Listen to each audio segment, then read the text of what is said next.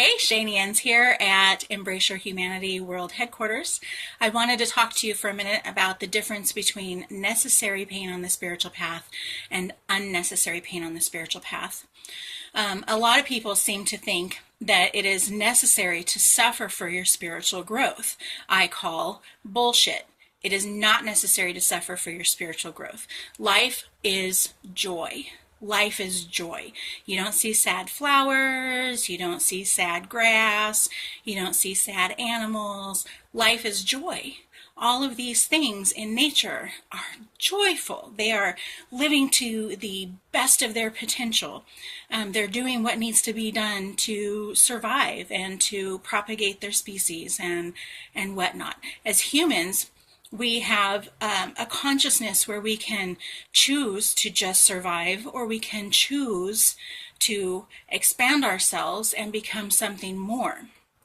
So to suffer for your spirituality, it just doesn't work, and it's not a model that can last. It leads to, well, suffering, and suffering is not what life is about. So if you are beating yourself up for your spirituality, if you're letting someone else beat you up for your spirituality, knock it off. Throw away the guilt and the shame and the trauma and the drama and all of that nonsense that we seem to think will make us more holy.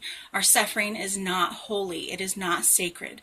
Now, necessary suffering, necessary pain on the spiritual path has everything to do with unwinding the things that we did in ignorance, i.e., undoing our mistakes, unmaking our mistakes that we made in ignorance mostly.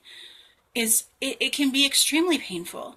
If you married the wrong person for the wrong reasons, or you stayed in a relationship that wasn't serving your soul, or you stayed in a job that sucks the life out of you, and it's terrifying to think about leaving that paycheck, because that's usually what keeps people in a sucky job, the paycheck. If you're terrified of leaving a situation that doesn't make you feel good, and it's painful, that pain is because we've intertwined, we've woven our threads somewhere where they don't necessarily belong. But we've learned. So there are no mistakes. I truly believe there aren't really mistakes, because we learn and we grow, and when we know better, we do better. So, but when we have to undo those things that don't serve us anymore, and our threads are woven together, it's literally like ripping the fabric of our life. It hurts, but it's a necessary pain. Now, that doesn't mean that we have to be in pain or that we have to suffer. If you can change jobs, if you can walk away from financial security to follow your bliss, and not feel pain, if you can excuse yourself from relationships that don't serve you and not be in pain, by all means do that, because life is not meant to be pain. Life is joy.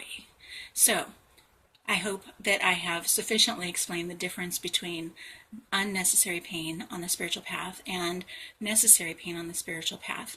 Some pain can lead to growth, and all pain can lead to growth, but it's not necessary to take the hard path. I know. I don't know if I want to be the pot or the kettle. You get to decide which one you want to be, because I sure have taken the hard road a lot, so much.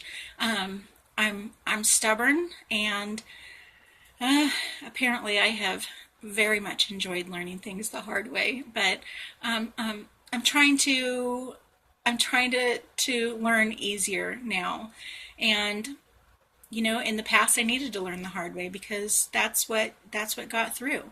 Now, life is joy. Life is joy. Life is joy.